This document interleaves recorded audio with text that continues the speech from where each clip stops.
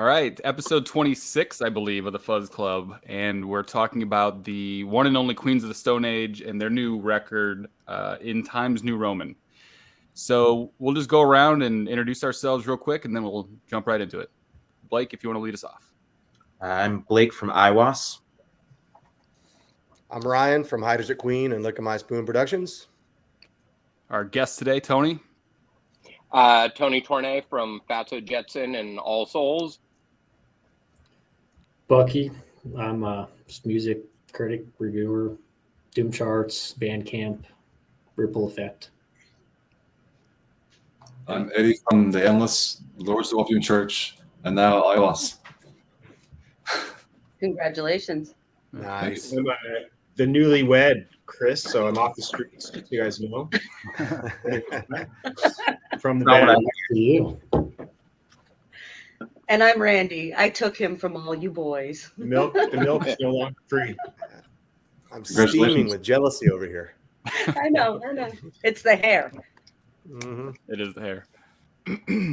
All right, so Queens of the Stone Age. For me personally, Queens of the Stone Age are one of my favorite bands ever, and it's for a variety of reasons, and one of them being that they're always doing something different. You never quite know what you're going to get with each record.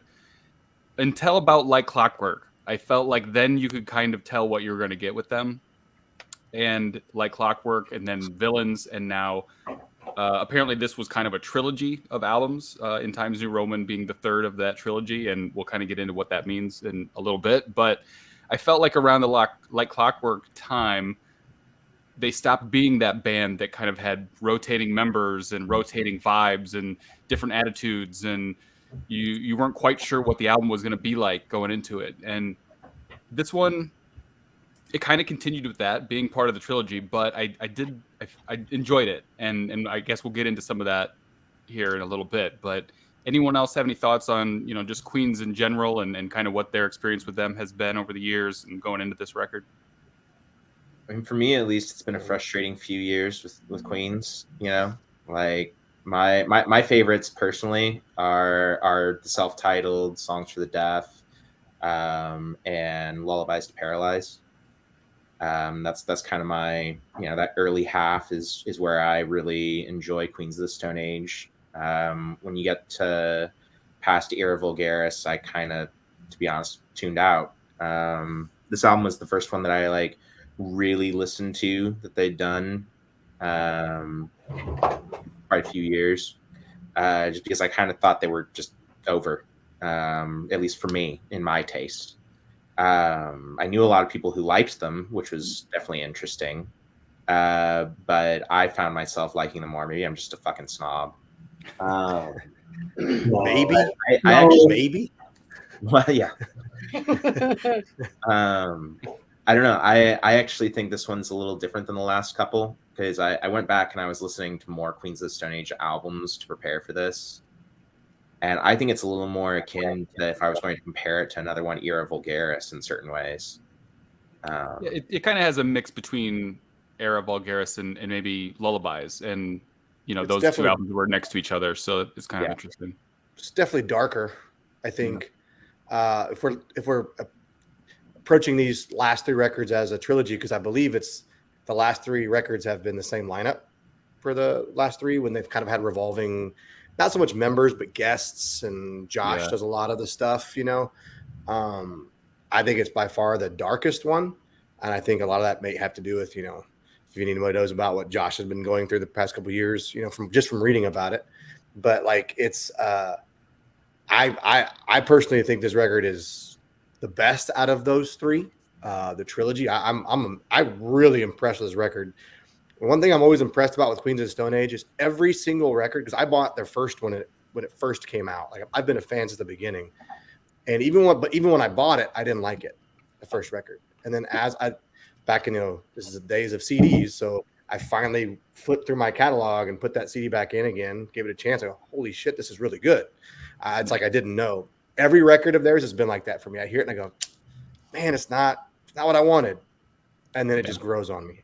I would agree with that. Yeah, it's kind of been like that for me as well. And I kind of jumped into them around Songs for the Deaf, I think. But even that record, believe it or not, the first time I heard it, I was like, I don't know, I don't quite get it, or at least some of it I didn't quite get, and then it became one of my favorite records ever. And certainly the same can be said for like Era Vulgaris and stuff, which has grown on me a lot over the years. But the Trilogy thing, I haven't quite seen a whole lot of like exactly what that means, but the couple things that I found were that, yeah, it's kind of the same lineup for the last three, and it's all been on Matador Records.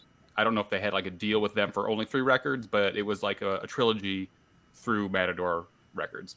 But also the art, is consistent. It's all from Boneface.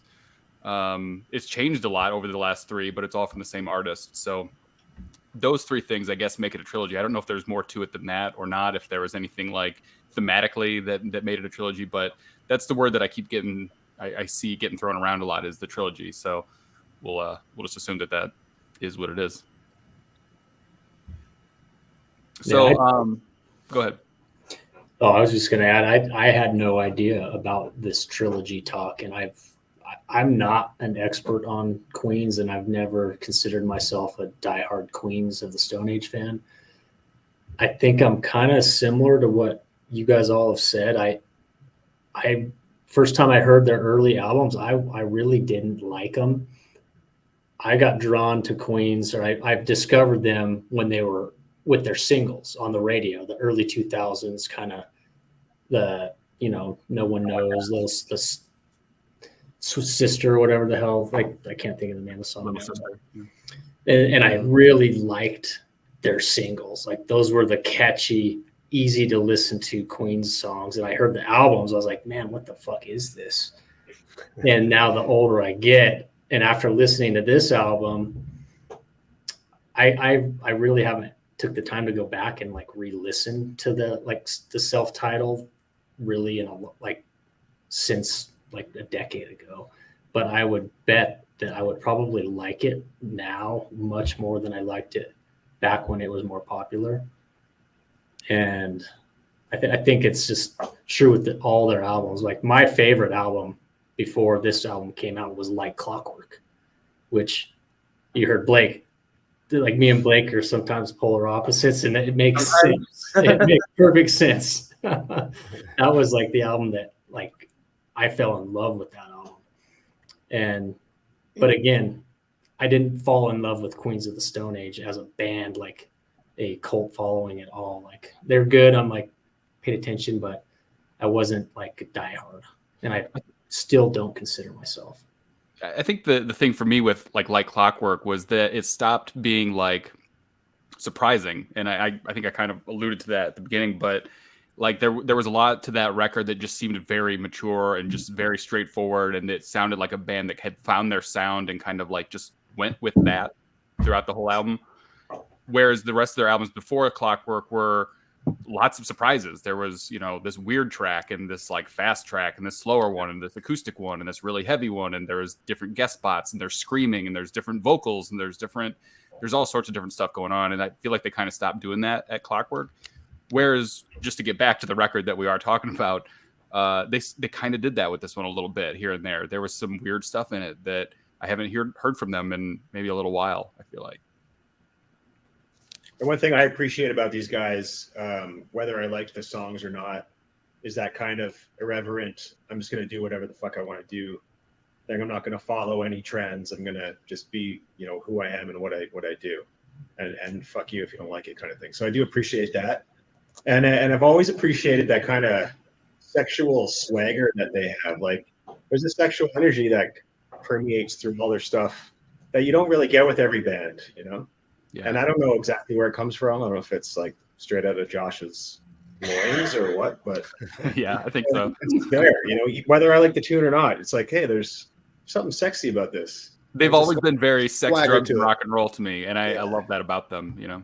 That was going to be one of my biggest points here today. Is here we go. I have a soft spot for Josh and his sound, and maybe you gearheads can explain that tone that comes out in a lot of the songs. It's very repeated, whether it sounds fast, slow, whatever. But it's very his sound and his depicted sexiness or something that just comes out in it. And as a female, I'm very drawn to it. I'm not a huge fan of Queens of the Stone Age. I've never bought an album, but if a song comes on, I need to hear it. I need to take it in, and I need to have like a moment with it. And it's always been quite interesting. And I really wonder if that's all intentional, or is that just like an oblivious thing? Like, oh, accidental sexy, like, you know? So you guys can try to break that down for me. But for me and a lot of females I've talked to, we really get it. Something from it. Well, Tony, what do you think about that? I mean, Tony's the one that knows him, right? Yeah, you know him a bit, and you can tell us kind of how much and everything, what your experience with Josh has been over the years, and where does that sexiness come from? Well, Josh, have you ever had sex with Josh? I have not had sex with Josh, but he is my oldest friend. We've known each other since we were 5 years old. And, you know, I know that at the beginning of Queens, you know, even during Caius, there was this drive of less dudes, you know, it like just going to the sweaty club all the time and it just being like all dudes all the time. It's like, hey, we like girls too. We want girls to come up front and dance. Like, dancing's way cooler than a bunch of dudes with their shirts off slamming into each other. You know, and I mean, I think there was always a concerted effort of finding a groove and anyway, that's a stupid joke. But if you've seen the Fred Armisen drum series where he's all, this groove, I'm playing this anyway. But yeah, no, I mean, there's been a concerted effort of, I know that there was a concerted effort of, you know, being inclusive and not exclusive. And you know, there's only so much time. There's only so many times you can, you know, yell, fuck you, you know, before it gets boring. And, you know, people like to dance. I mean, there's definitely a swagger to their stuff, right? Like, and I think that I'll never forget going into the studio for recording the first Hydrogen Queen album. And I had our engineer at the time was like, try to make that sexier. And I go, I don't know what that means, you know? and he's like, no, you do. Like, you do. Just make it sexier. And I was like, give me an example. And he's like, Josh Homme. I'm like, oh, okay. And I never like kind of thought of it that way. Maybe because I'm a dude. I don't know. But man, there is definitely some swagger in the way that he delivers his lines and stuff, right? And I think it's also in his guitar playing. And I'm sure like Eddy and Blake could speak, you know, all the guitar players on this thread, not me, can speak more to that as well. But there's something unique in his style. And I think it's interesting to hear that from Tony, that he's like, hey, let's get more girls here. And he definitely nailed that for sure. Definitely. Damn it, he did it. God, how do you do that?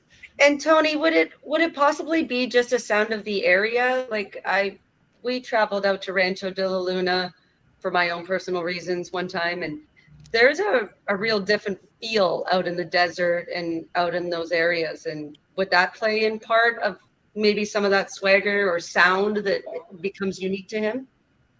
Possibly. I mean, you know, we're old enough that we all grew up, you know, me and all my friends, you know, obviously pre-internet, I mean, we didn't even really get fanzines out in the desert back in the mid 80s and stuff when we all started playing in bands. You know, it was all kind of word of mouth, and, you know, we didn't have clubs, so we were playing out in the desert, you know, where you kind of realize quickly that that's a lot of space that you have to fill up. And, you know, that's when bass cabinets as guitar cabinets started kind of coming in. And you know, I think that a lot of us just kind of were chasing sounds in our heads, and we didn't have a big influence. We weren't in the city, so we weren't being inundated with stuff all the time. It was way more, you know, I mean, I remember, you know, there was a big thing about like Caius back in the day tuning down to C. And, you know, I've heard a lot of people speculate that, you know, oh, they were just trying to get heavier and heavier. And really the reality of it was like Josh didn't have a tuner. Like, he knew how to tune his guitar, but he didn't have a way to like get it to E or what. It was just like, hit a string, that sounds cool, we're going to go with that, you know? And that, I think that kind of spirit of like, we're just going to make this up as we go and figure it out along the way is a big part of, you know, desert music in general. I mean, as far as like Josh and his tone specifically, I mean, over the years, obviously it's kind of refined and, you know, he's sort of found this thing that he, you know, works well for him. I don't know how much of that has to do with the desert as much as we just didn't, as kids, know what we were doing, and that was our jumping off point. So after that, you know, is you just kind of, I don't know, though, you always remember kind of where you started doing something and you go from there, but that's kind of your route. And I kind of feel like that must be part of what he's doing. What are your thoughts on like kind of the evolution of the Queens of the Stone Age sound? Because he seems to want to continue to distance himself from like stoner rock, desert rock, whatever, more and more with each album. And I also heard him say a few times he doesn't ever really want to do the same thing twice. And I'm sure that's the same for a lot of creative people, musicians, but a lot of stick with a sound and stick with the thing and try to keep at least that same spirit alive, maybe. And he always seems to go like, it doesn't matter, we're going to do something very different each time. What are your thoughts on kind of their sound, and even specifically to like this new album? Yes. Well, I think, you know, I mean, the Queen. Okay, to be upfront, Queens are pretty much one of my favorite contemporary bands. Now, I don't know if that's because we're buddies or not, but I have, you know, so I was in the recording studio with them during the recording of the first record. Like, I shot all the photos of that. Like, it was pretty much me, Josh, and Joe Barisi, and then Alfredo when he played his drums. You know, going through the records, you know, the evolution of that band, you know, had one of the things I admire most about Josh is that he has been able to find commercial success and longevity while taking risks and not just repeating the same thing over and over again. And of course, I have certain records of theirs that I like more than others, and certain songs that I think are better than others. And, you know, but, you know, I really admire that he has been able to kind of do things his way without needing to or asking to get permission to. It's like with the stoner rock thing, you know. I mean, it just immediately when that term got affixed to Caius, and then ancillarily my band and every other band from the desert, it was really kind of disappointing and stifling, you know, mostly because to us, you know, and this might be just a regional or generational thing, but to us, stoners were these like kind of burnouts that you know, like Jeff Spicoli pretty much. And, you know, that's kind of, I mean, Jeff Spicoli is great to laugh at, but you're not really ever laughing with him. And, you know, that term, it just was like, but we want to do so much more than just this thing that's like over and over again. And and like all things like punk rock back in the day and hardcore and heavy metal and whatever, that genre kind of became a format. And a lot of people just slip it on like they put on their PE clothes or whatever. And, you know, it's like, you know, it's point A to point fucking B to point C, and it's very rigid, and there's a certain dress code and certain gear you're supposed to use.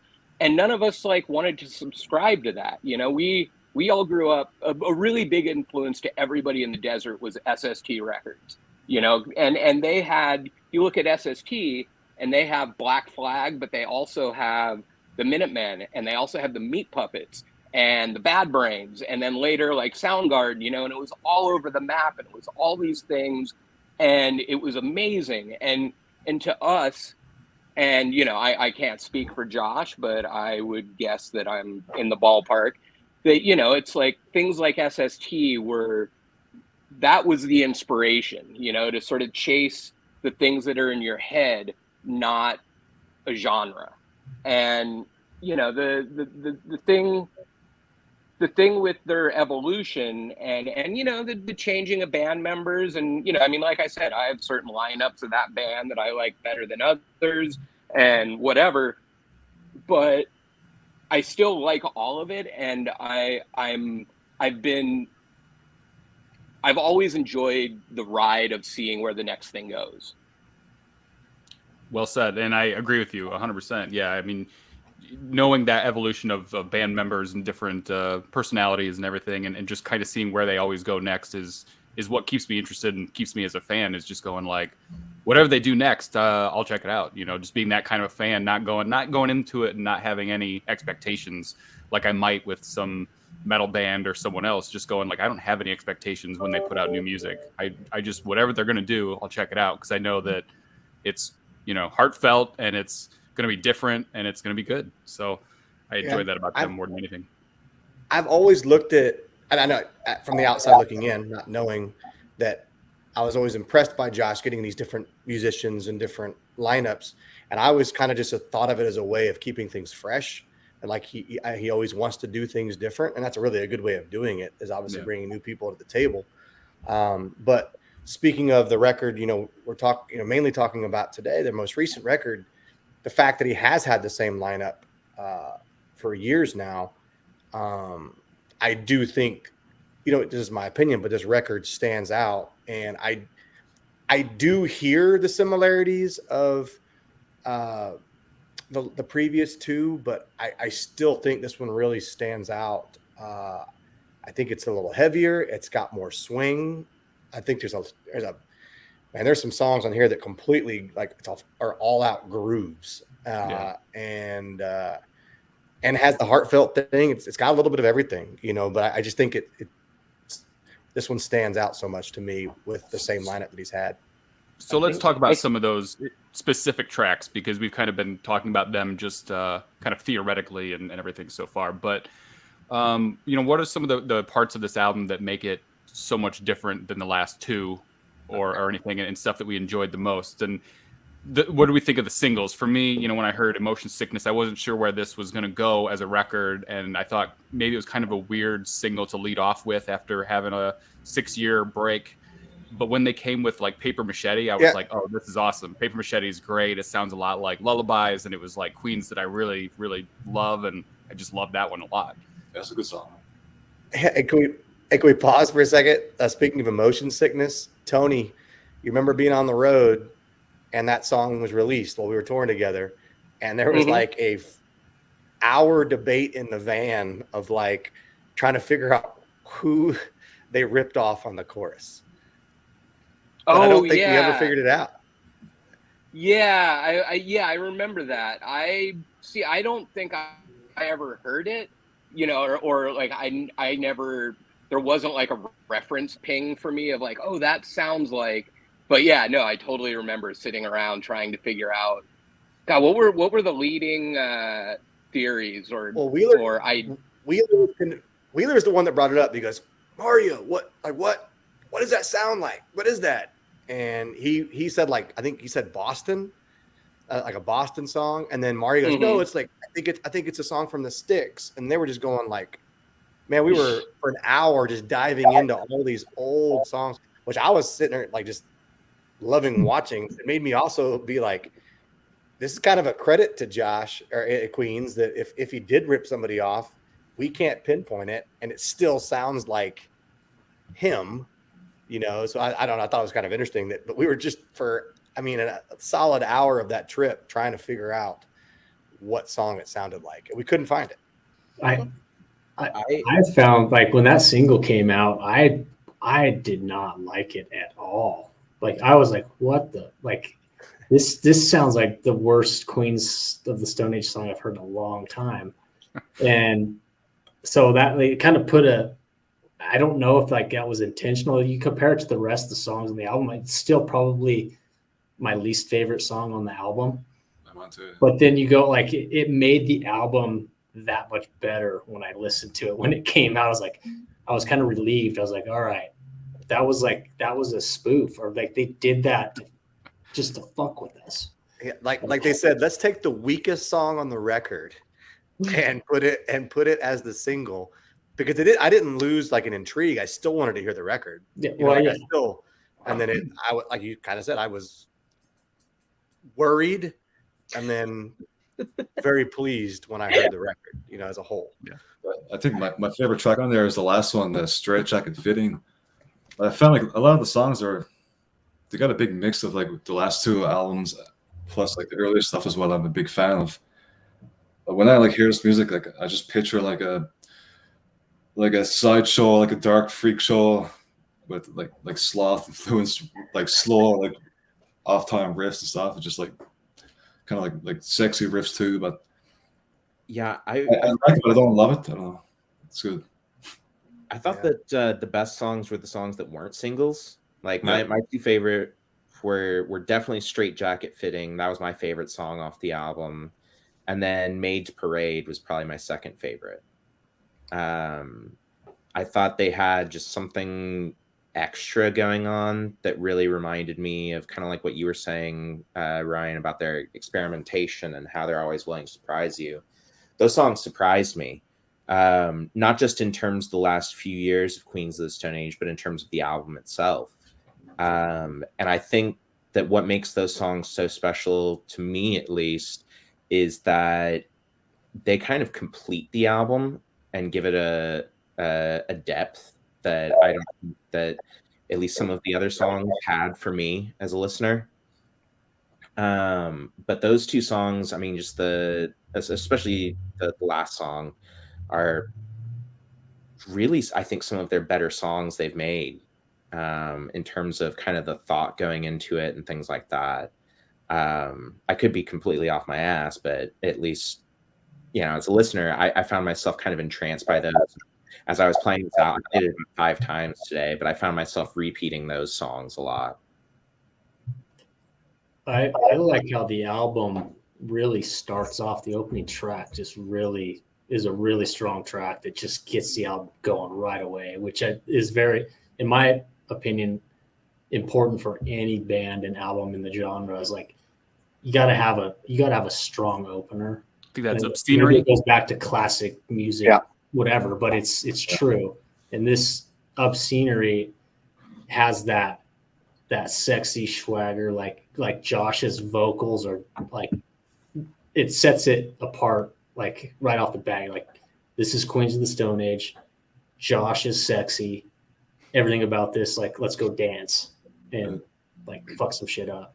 Yeah. I think the one thing I've noticed about the last few albums is I need to, well, once I remember that I need to stop wanting it to be a stoner rock album, and I just accept the fact that it's this kind of sophisticated, like, almost, it reminds me of like somewhere between like Interpol and like Arctic Monkeys, and that kind of, it's not trying to hit you over the head with any catchy hooks or riffs. There's a lot of sophisticated syncopation going on where it's not like a catchy hooky thing. It's more like, it's almost progressive in a way. It's like progressive pop structures.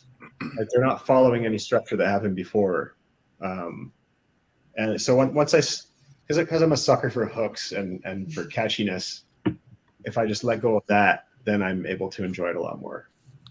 I felt like this album had a lot of moments where it felt like they weren't trying too hard.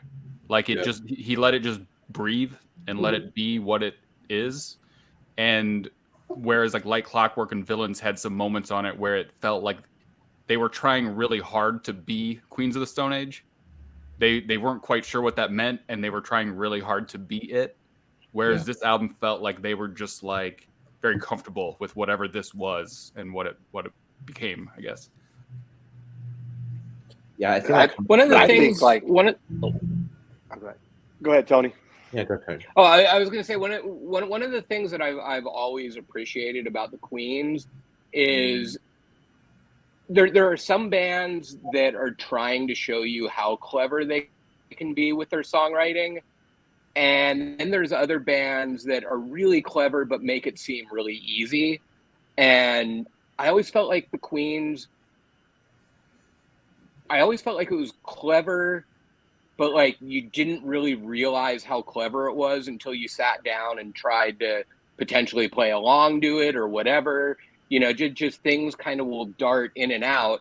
And the thing that I like about this record, I walked around the lake here in my neighborhood a couple times this morning, just listening to the record over and over again.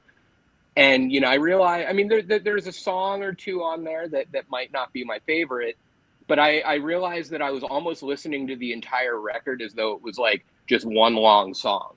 You know, it wasn't so much like, oh, there's this song, then there's this song, oh, that song, like here we're bringing it down to change the mood. Like it kind of felt effortless to me. Like I said, like almost like it was a 45-minute song instead of a body of separate work. Yeah. I think that's really like their early stuff. I was talking about the sophistication where it's like there's a level of accomplishment there that isn't in your face, but you can feel it. It's a refinedness that I'm not always looking for. So like kind of caveman hit you over the head riffs and like big slamming fuzz and stuff. But like my daughter is all about that stuff, and as is Randy. So I had to learn to ingest some of it over the last several years, like with the Arctic Monkey stuff and all that kind of thing. And it takes a bit more patience for me. So I can appreciate it now. But I mean, I think a lot of the sound is, it's kind of like what Tony was saying about the SST records. Like when I think of whether it's Caius or a lot of Stone Age, it's like a logical progression from hearing, especially Black Flag. Because especially, I mean, if you listen to Black Flag, there's a lot of like very sexual swagger to that as well. So yeah, that's just kind of a thought that I had there. But that sophistication that you were talking about, Kris, I think that's really important. Like this is like, you know, punk rock in a suit and tie. Totally. That's exactly how I would describe it. Right. Yeah. Not that it's set up. It's just like I think that it's a logical progression of a genre. But sophisticated rock and roll is what it is, and I agree completely. And I think that's why with a lot of the records, I appreciate it the more I listen to it. And I think since the record came out, like we're talking about favorite songs, my favorite song on the record has changed probably like 8 times already, because I just all of a sudden I hear something, I'm like, oh man, like I didn't catch that. Like I hearing the song Sicily, like I didn't, like my wife goes, that's my favorite song. And I go, really? Huh.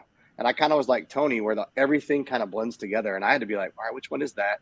And I went back and listened to it today, and I go, man, that's like the darkest sounding song on the record. It was pretty very cool. dark. Yeah, it's very cool though. It was really cool. But like I think still my favorite one right now is Negative Space, because of how much that riff swings and then the bass line on the stops. That's groovy. And to go back to Tony's point about like how some bands can write to be sophisticated or be sophisticated, but they're not trying to. I truly, I don't know this, but this seems like a band to me that it's about the song. It's not about, I think he's always writing for the song. Like what needs to be here is there. And if it's too much, take it away. Like kind of a less is more kind of guy. Cause Josh has never really seemed to be the guy that's got like walls of guitar amps and stuff. And, you know, I've read stories. He basically plays like out of shitty, inexpensive amps. And like, you know, it's about the feel and the groove and what the song calls for, I think, more than what the genre or calls for, I guess. Yeah, I mean, like I think his guitar tone, like from what I've at least read, which could be completely wrong, is just like a boost and an EQ pedal out of a shitty amp, you know, and a cranked shitty amp. From what I've also seen. Yeah, I had to get talk with Dino about that in the van. Dino was like, man, because I was like, hey, Dino, this is Dino Lally from Fatso Jetson and Big Pig. I was like, hey, what what do you think of the single? And he's like, dude, it's rad. Listen to the guitar tone is so huge. And I was like, really? Like, this is coming from a guitar player. So I was like, I'm going to listen a little more. And there's something to be said about how unique the tone is.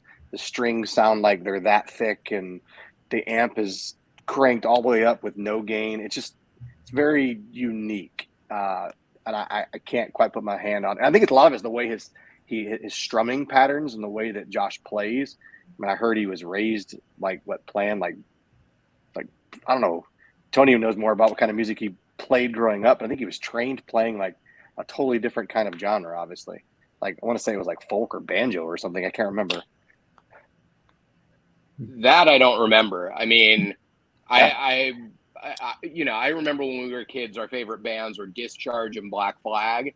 I remember he was a big Creedence fan. But yeah, I remember, like, I mean, it wasn't so much like folk or whatever. It was kind of more like there was like one music teacher in the desert who taught. That's what it was. The music teacher. Okay, well, yeah, he was this old guy. Like, you know, when I started playing drums, my parents hired him to come over and teach me how to play drums, and I immediately took 2 lessons and quit because that guy made music the most unfun thing on the face of the earth. Oh, yeah. And that was when I learned how to play drums by literally inviting people over to hey, let's try to start a band. And I learned by playing with other people. And my guess, and I honestly don't remember, but my guess is that Josh probably took a couple lessons from that guy and just sort of had the same experience, of just fuck, this sucks, and anyway. Yeah, it's something had to do with whatever the guitar teacher. Well, the guy was a polka really guy. Into something. Well, the teacher was different kind of really scales and stuff that was not normal. Oh, okay, yeah. He did his specialty was I don't remember on what instrument, but he was like a polka wizard, which a guy in the Southern California desert being a polka guy, that's just what? But yeah. I have a deep appreciation for Josh Homme's ability to write songs lyrically as well. And this one, obviously, he went through some things in his life leading up to this record, and he's kind of talked about it a little bit, some health things and stuff with his family and all that kind of stuff. But he's talked about how he wasn't quite ready to record a lot of this. Like, some of the music was recorded a couple of years ago, and he couldn't finish the vocals and stuff until very recently. But he has always had a way of injecting almost a sense of humor into this kind of stuff. Even as dark as a record that this is, and it feels, there's always this kind of tongue-in-cheek that humor everywhere. Even just the song titles and stuff is just it's full of puns and just this kind of sly humor, and you can hear it in certain lyrics and stuff. But you just even Emotion Sickness and Carnivore and Paper Machete and just stuff like that, just kind of his way of finding words that fit together and just making it kind of a little funny or something. Even I've always appreciated that in interviews and stuff. He seems to have a sense of humor. Doesn't take things too seriously. He's always kind of cracking jokes and having fun with life. So I always appreciated that about him. I'm a big Bourdain fan. So any of the episodes that Homie was on when he started talking about creative processes and writings and stuff, it almost it enhanced the things that I knew, and then kind of the things that I didn't know, and then I took a larger appreciation into what the Queens actually did put out, and it was less just my radio fun and a little bit more there was a heart and soul within it, and a lot more life that I could relate to once I kind of heard some of the conversations that went about. That, and there's less screaming now. Yeah, but to me, he's so good at being a smart ass in his lyrics. Yeah. Totally.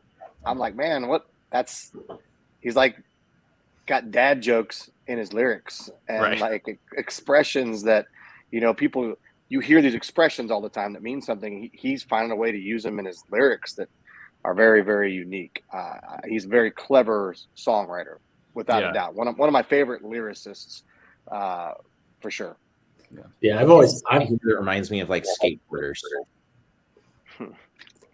I've always thought Josh was cool. Like, oh, sorry. Go ahead.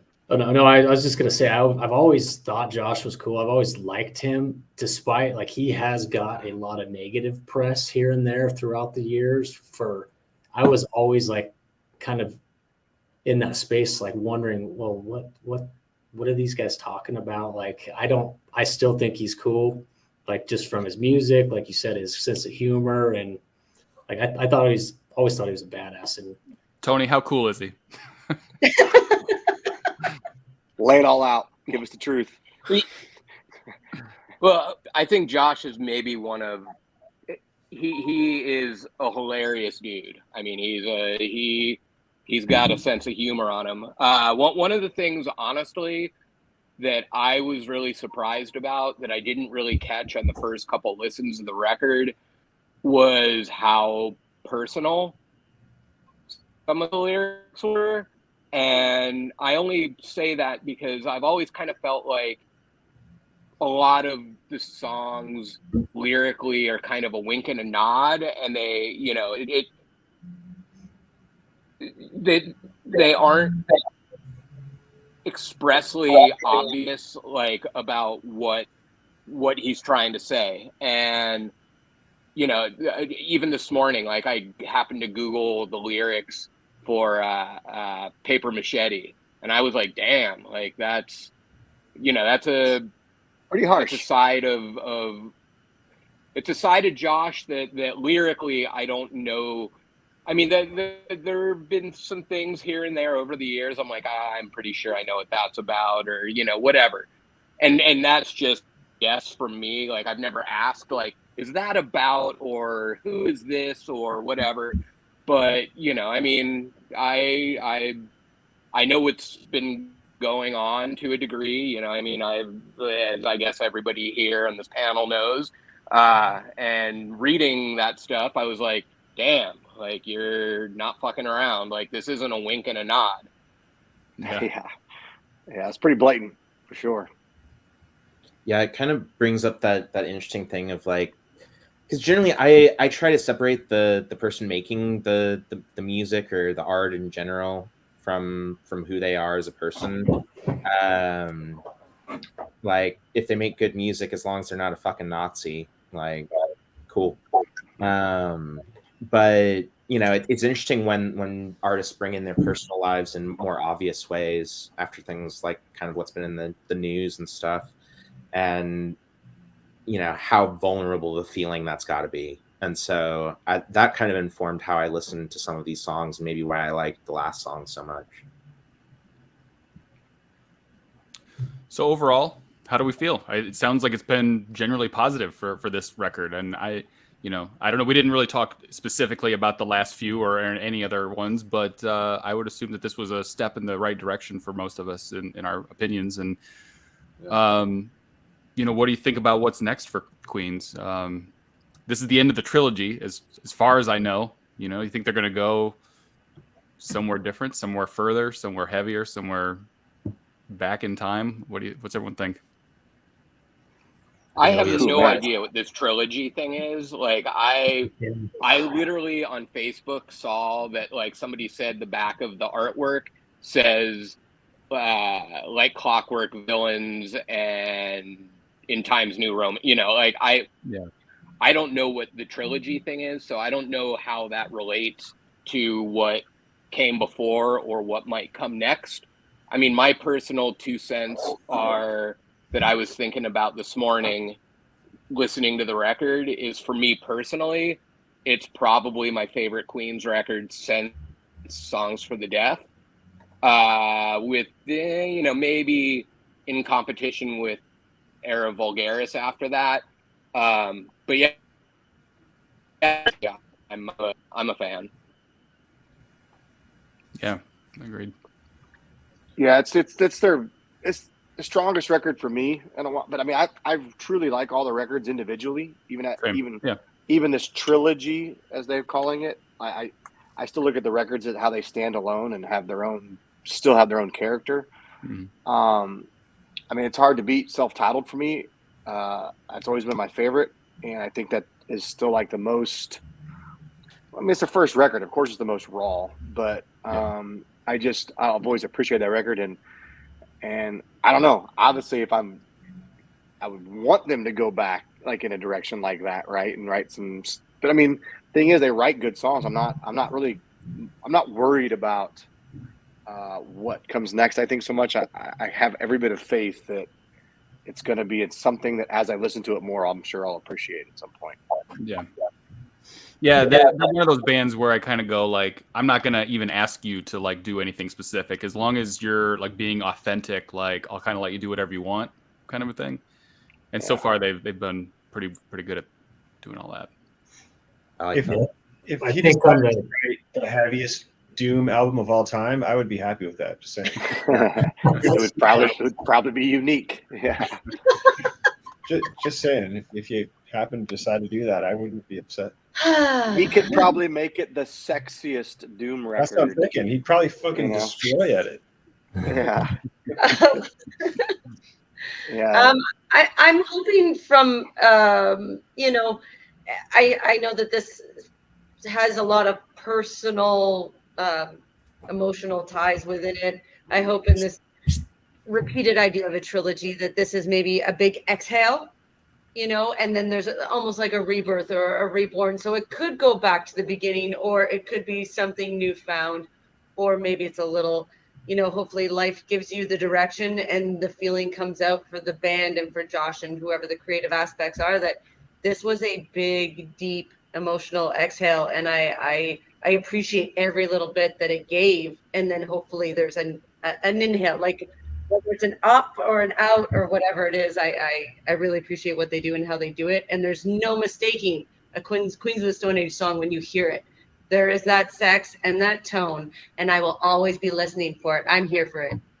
Yeah. No, you said it. I was thinking the whole time we were talking tonight, like you cannot mistake a Queens of the Stone Age song. Like they sound unmistakably like Queens of the Stone Age. Like despite their differences from the early albums to now, there's no mistaking Queens of the Stone Age. Like, and they have spawned so much influence on modern bands since there's so many modern bands that's one of the go-to, like, like you compare to like an older band or a classic band, the Queens of the Stone Age is one of those comparison points to like categorize a new band.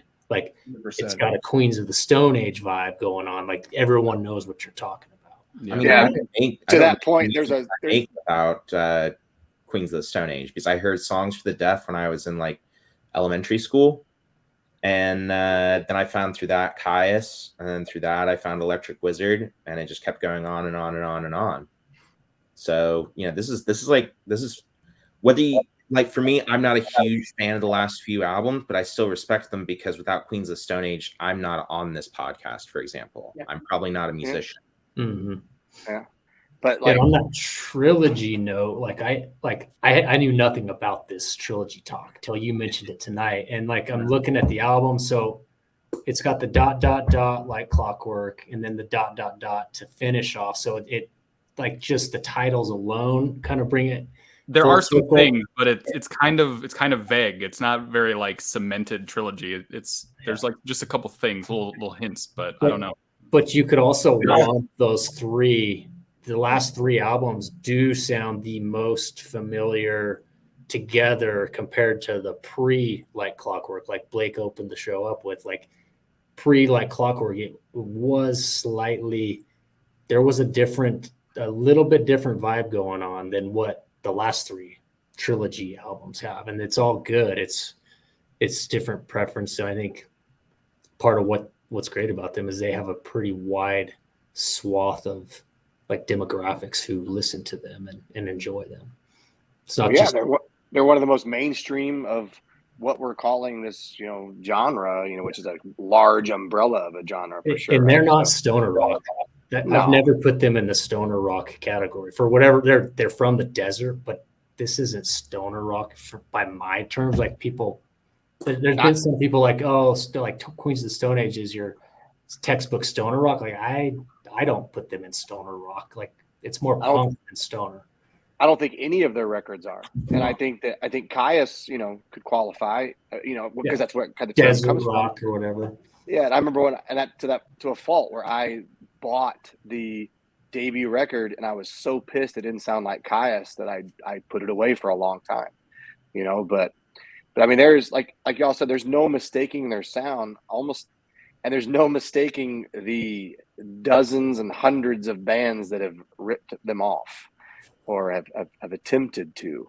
Because if I were going to start a band, I would be ripping Queens off. I'll say that. I don't have a band, but if I did, 100%.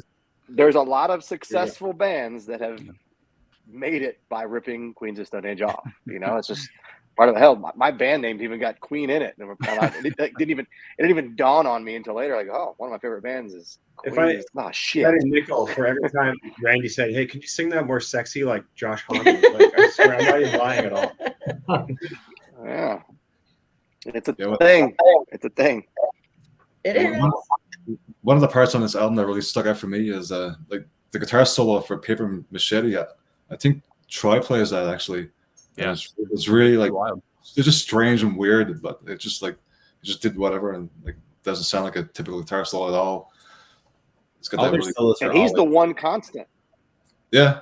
Right. Troy is like the one constant I think since maybe Rated R. I think he's been around. I don't know exactly, but I mean he's a constant. With Josh has been writing with him forever, and his solos they sound like a Troy solo. They got that whammy in there. They got that fuzz. They got that spitty dirt. I love his tone for sure. It's always like reliable and solid on all the stuff he does. Like always like the live stuff is wicked, man.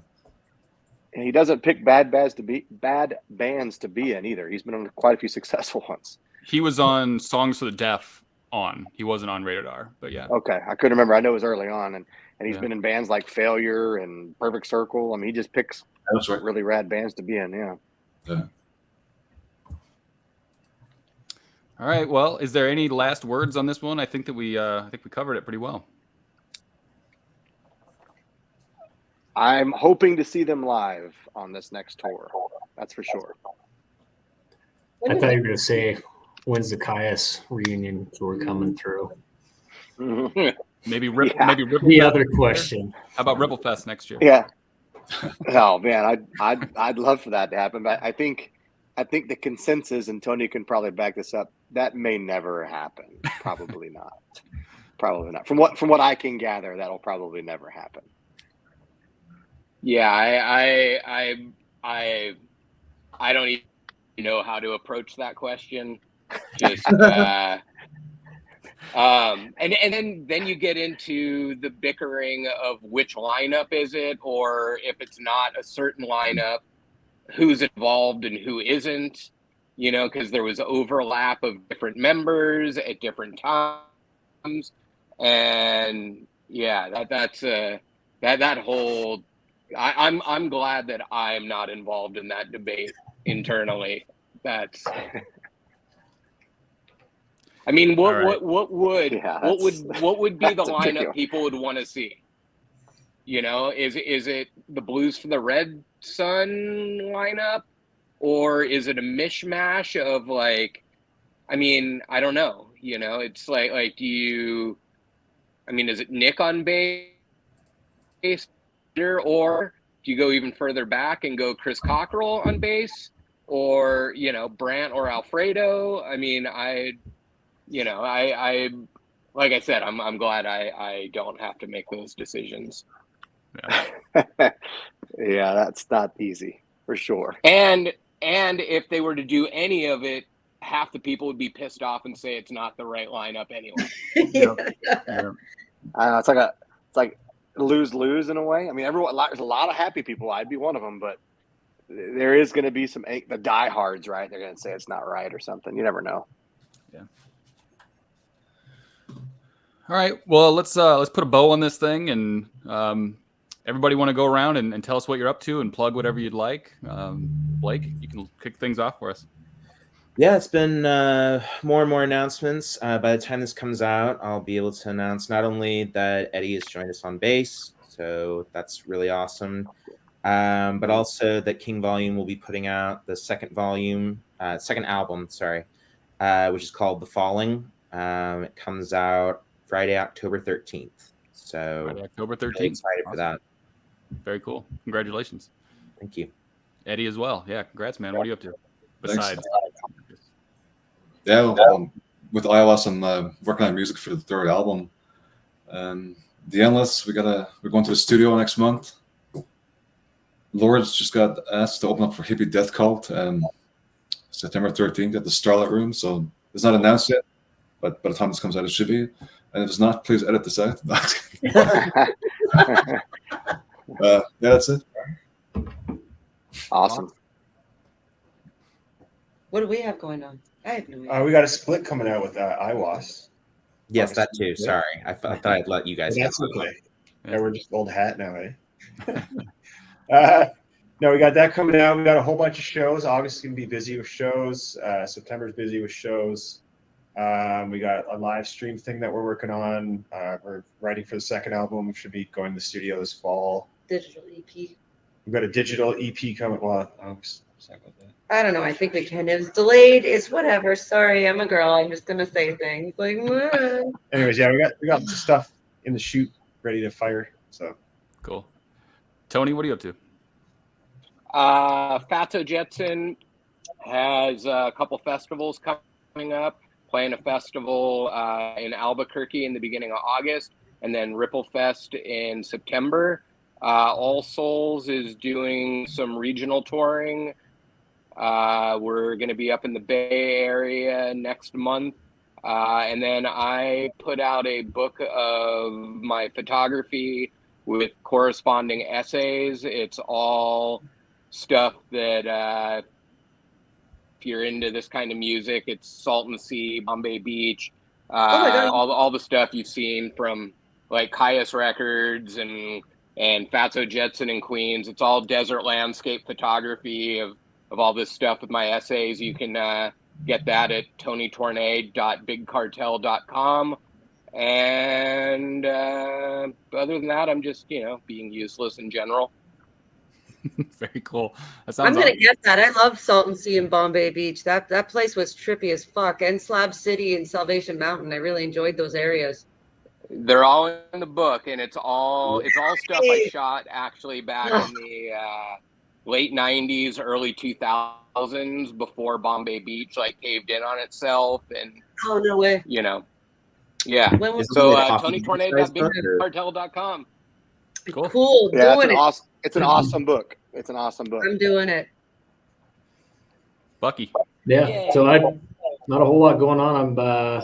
We're doing the Doom Charts Countdown podcast tonight. We're going to record that for June, which this album we talked about was number 10 on the June Doom Charts. So it's for more mainstream. It was kind of like the Doom Charts are, it's hard to tell what's really going to chart if it's more well known. It's so funny that it even appears on there at this point in their career and whatnot. Like, not only are they huge, but I mean, they're so far from a lot of that music that's on the Doom Charts. So but it's kind of a testament to who their audience is, and exactly what it is. Us, we're still listening to Queens of the Stone Age. They're still in the club, the underground club, even though they're also widely in the mainstream. So yeah, everyone just pays attention to those members and anyone that there's connected to and anyone that they've touched over the years, and they just keep paying attention no matter what kind of record Queens puts out or how long they are in their career. It's people still pay attention.